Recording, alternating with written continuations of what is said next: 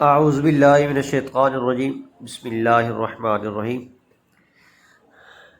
Class نحو السلام علیکم ورحمۃ اللہ وبرکاتہ۔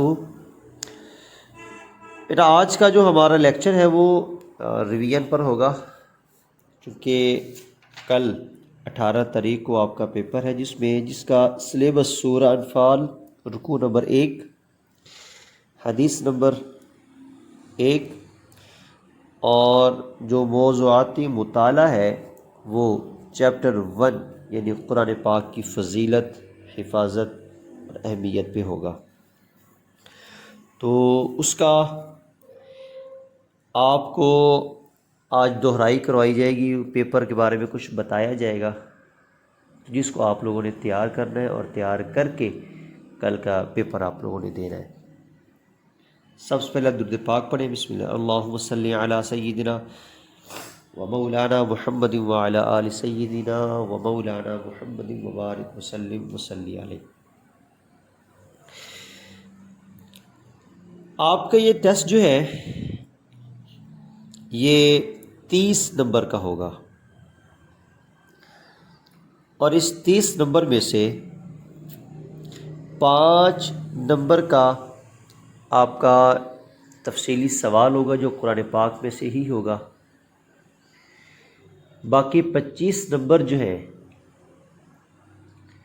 2 ترجمے آئیں گے آپ کو، دونوں ہی آپ نے کرنے ہوں گے، اس میں سے کوئی چوائس نہیں ہے آپ کے پاس۔ تو یہ 5 اور 4 نمبر کے 2 آپ کے لیے ترجمے ہوں گے، چونکہ جو آپ کا بورڈ کا پیپر ہے اس میں بھی 4 نمبر کا ہی ایک ترجمہ ہوتا ہے۔ تو یہ ترجمہ بھی آپ کے لیے قرآن پاک میں سے یہ تقریباً 9 آیات بنتی ہیں، تو ان 9 آیات میں سے ہی آپ کو 2 آیات دی جائیں گی جو آپ نے کرنی ہوں گی۔ اس کے بعد آپ کے شارٹ کویسچن اور ایم سی کیوز ہیں، تو یہ کل ملا کر 30 نمبر کا آپ کا ٹیسٹ ہوگا، اور اس 30 میں سے آپ کوشش کریں گے کم سے کم 25 نمبر آپ میں سے ہر بچہ لے، چونکہ نصاب بہت تھوڑا ہے تو اس لیے آپ کے لیے لازم ہے کہ آپ یہ 30 میں سے 25 نمبر لیں۔ سب سے پہلی سورہ انفال رکوع نمبر 1، اس کی 9 آیات ہیں،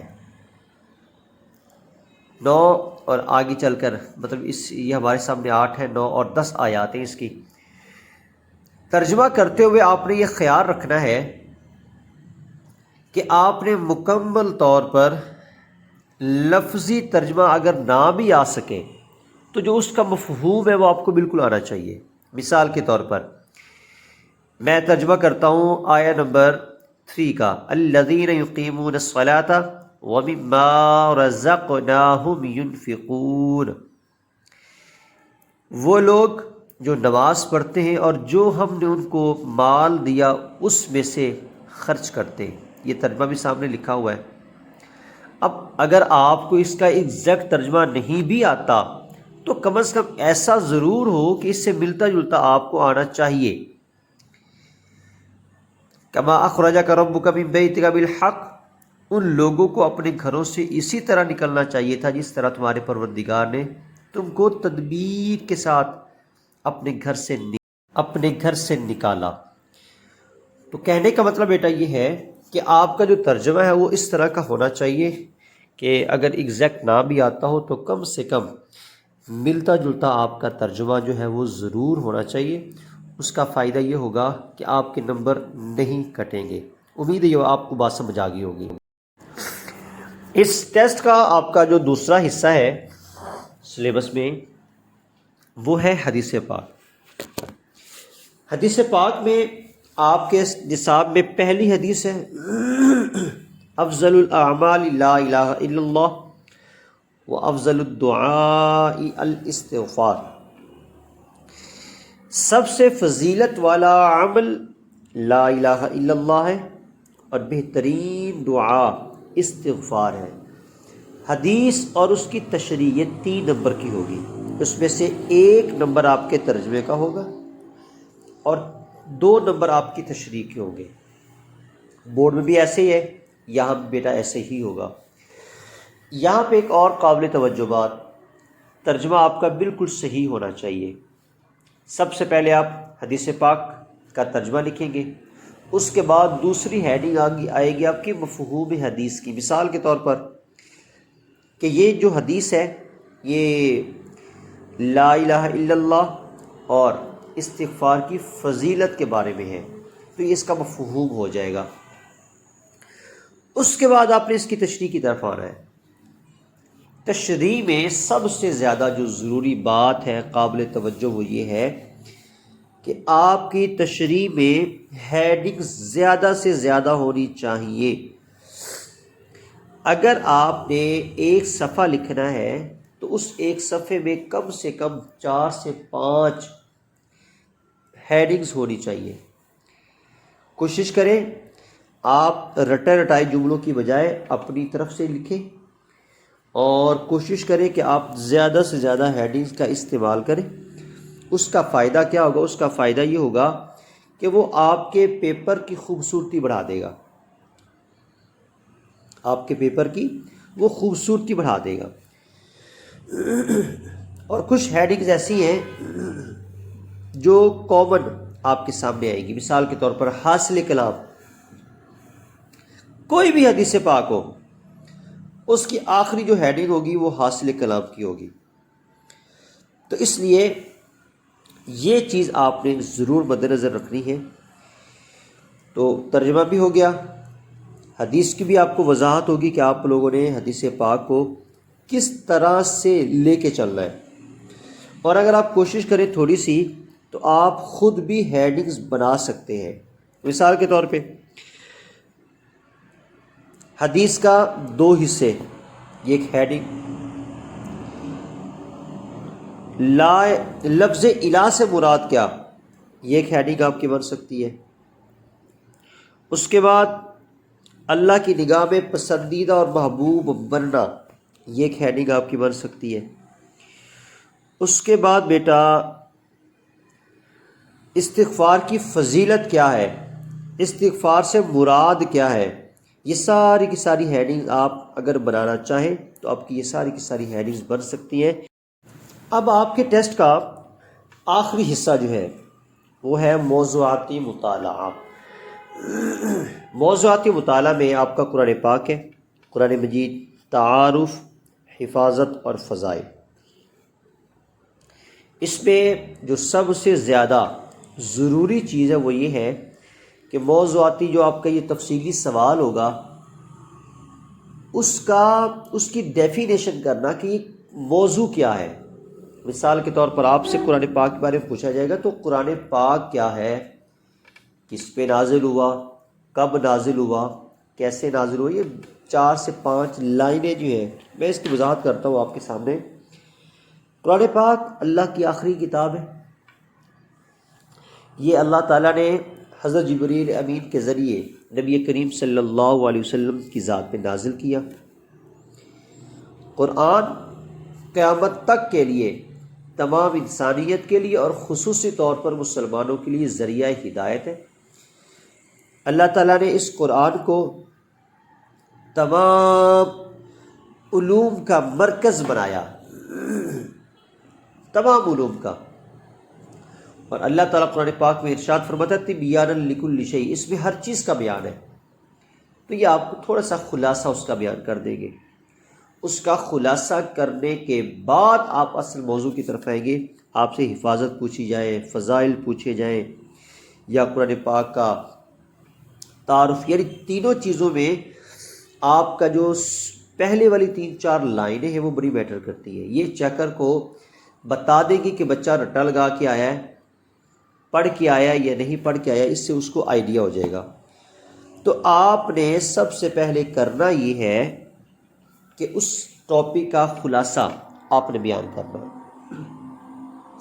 خلاصہ بیان کرنے کے بعد آپ نے اپنے اصل موضوع کو دیکھنا ہے کہ ہم سے قرآن مجید کا تعارف پوچھا گیا، قرآن مجید کی حفاظت پوچھی گئی، یا قرآن پاک کے فضائل پوچھے گئے.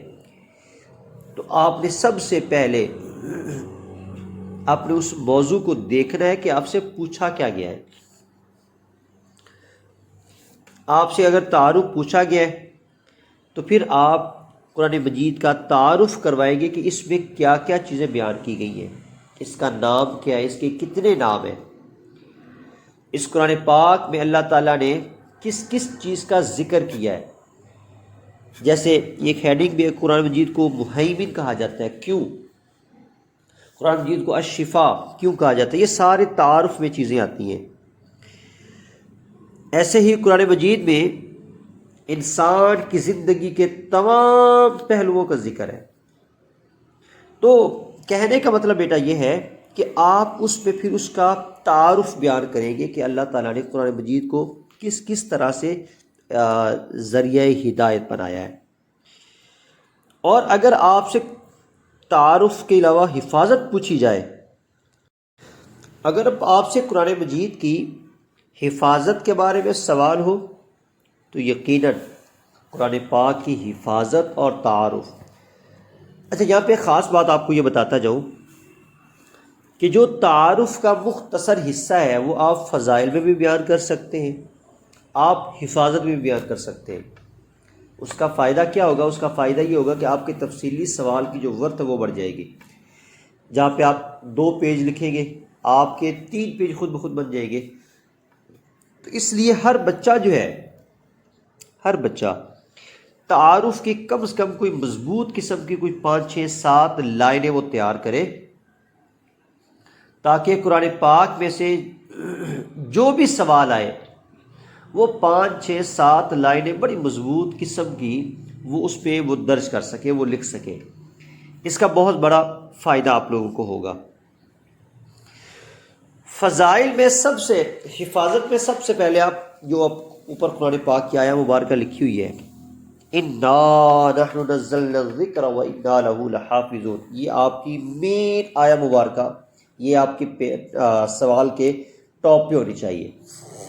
اگر تو زبانی آپ کو یاد کر سکتے ہیں تو بہتر آپ زبانی یاد کریں، اور اگر آپ اس کو زبانی یاد نہیں کر سکتے تو کم سے کم اس کا ترجمہ بڑے پیارے انداز میں آپ کو لکھنا چاہیے کہ بلا شبہ یا بے شک یہ ذکر ہم نے نازل کیا اور اس کے ہم خود محافظ ہیں. اب اس کی وضاحت آپ کو نیچے خود بھی کر سکتے کہ اللہ تعالیٰ نے اس قرآن پاک کی حفاظت کا خود ذمہ لیا ہے. تو اور کسی بھی کتاب کا رب تعالیٰ نے ذمہ نہیں لیا، صرف قرآن پاک ہے کہ جس کا رب تعالیٰ نے حفاظت کا ذمہ لیا ہے. تو بڑی مضبوط قسم کی یہ آپ کی آیہ مبارکہ ہے اور آپ کے اس سوال میں بڑا مضبوط کردار بھی ادا کرے گی ہے. اس کے بعد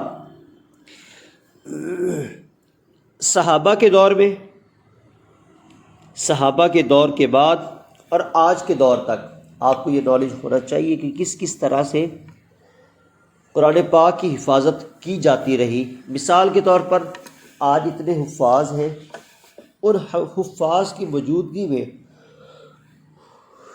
اللہ تعالیٰ کا کرم تو ہے ہی صحیح، لیکن ان حفاظ کی موجودگی میں قرآن کو چینج نہیں کیا جا سکتا. پوری دنیا میں قرآن پاک وہی ہے. تو اس میں ان حفاظ کا بہت بڑا کردار ہے جو قرآن پاک کو پڑھتے ہیں، اسپیشلی ماہ رمضان المبارک، ماہ رمضان میں تلاوت اس کی ہوتی ہے، تو اس کا بہت ہی بڑا کردار ہے. آخر میں بیٹا آتا ہے اس کا فضائل. فضائل تو قرآن پاک کے جتنے بھی انسان بیان کرتا جائے وہ ختم ہی نہیں ہوتے، لیکن کم از کم یہ تب ہوں گے جب ہم اس کو کچھ نہ کچھ پڑھیں گے. اگر رٹائی مطلب اگر آپ نے ہی علم کا ہی اضافہ کرنا ہے، ہمیں بیان کرنا ہے، تو اس کا کوئی فائدہ نہیں ہوگا. کم سے کم آپ لوگوں کو خود اس پہ پڑھنا چاہیے، نالج لینا چاہیے. نالج صرف اسٹڈی کے لیے نہیں، اپنی ذات کے لیے. تو قرآن پاک کے فضائل آپ مختلف کتابوں سے دیکھیں، ضروری نہیں کہ ادھر سے ہی دیکھیں، آپ اور کتابوں سے دیکھیں. اور جب آپ اور کتابوں سے دیکھیں گے تو انشاءاللہ آپ ایک بہت جامع قسم کا مضمون اس پہ تیار کر سکیں گے. تو بیٹا آج کا یہ پیپر تھا جو آپ کو بتا دیا گیا.